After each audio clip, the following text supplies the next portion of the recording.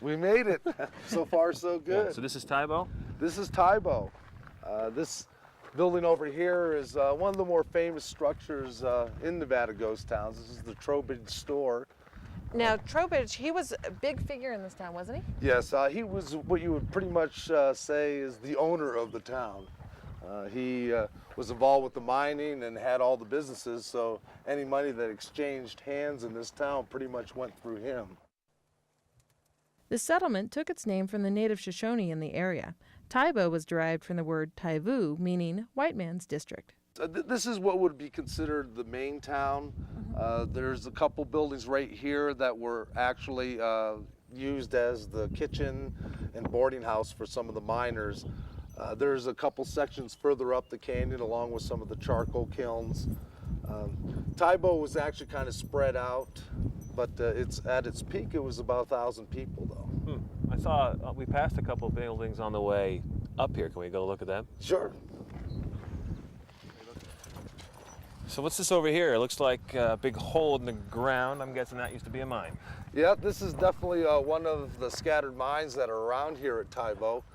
Obviously, you can tell by the lack of tailings that this wasn't a very successful one. Right. A lot of times they do a test hole like this, and then they would convert it into almost like a refrigeration unit to keep things cool. Now, was Tybo a community or more of a company town? During the 1870s, it was more of a company town. Like we were talking about Trowbridge, he was pretty much the company commander. So what was life like for people who lived in a town like this? Because you always hear about the mining and how much ore and how much money and all that, but 24 hours a day they weren't working. So what did they do when they weren't mining here? Well, I'm not sure exactly how much fun they had, but Tybo during the 1870s, unfortunately, was the scene of a lot of strife between the Cornish and the Irish and a couple of the other groups here. They had a lot of clashes between the different miners here. I remember reading something about something called the Chinese War. Mm-hmm. What was that? The miners that were here got upset because the Chinese would work for a lot less money. And so they didn't like the idea that it was taking food off their tables, so they basically ran them out on a rail. Really? Yeah, very black mark on Tybo's history. The most famous mine in Tybo was also the deepest.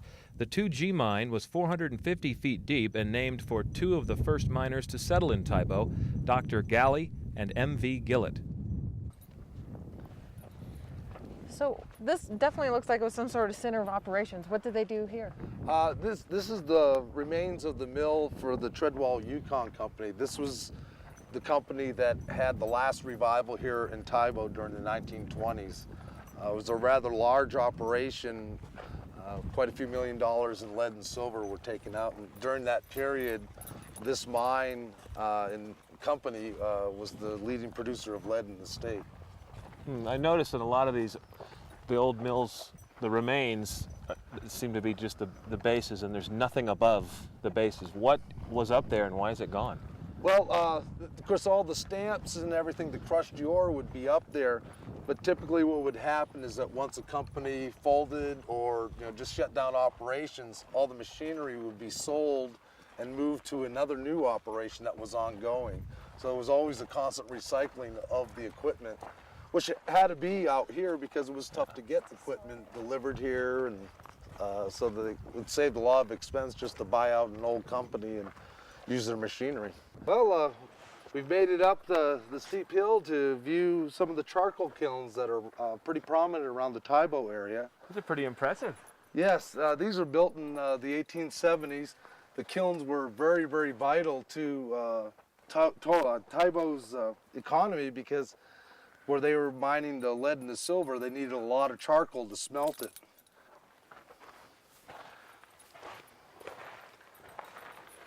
This set of kilns recently has been partially restored by the BLM and protected. They've put a fence around outside because what was happening is that this is a nice, cool, shady spot, so the cows would come in here and they were starting to rub the stones off the entrance and weaken the structure.